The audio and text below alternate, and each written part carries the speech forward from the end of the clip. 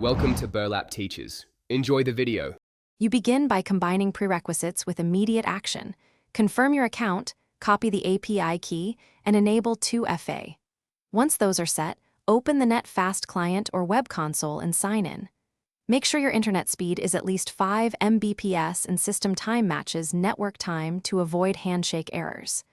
Now create a short profile. Pick a name, default region, and preferred protocol. Then save so you can start a live connection without extra setup. You continue by configuring core options. Choose region and protocol, then set thread count to balance speed and CPU. Once done, specify timeouts and retry policy, plus bandwidth limits if you share the link.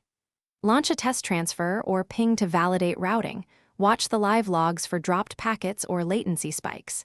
If you see congestion, reduce threads or switch protocol. Make sure to save this configuration as a named profile so you can reuse optimized settings quickly.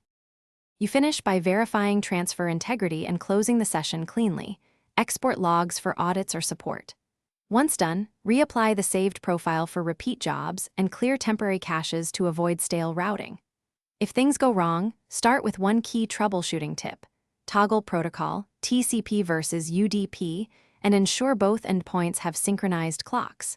If handshake failures persist, reduce thread count and check firewall rules. Then retry the session and review the latest log entries to pinpoint the issue. Thanks for watching. Consider subscribing if this video helped you.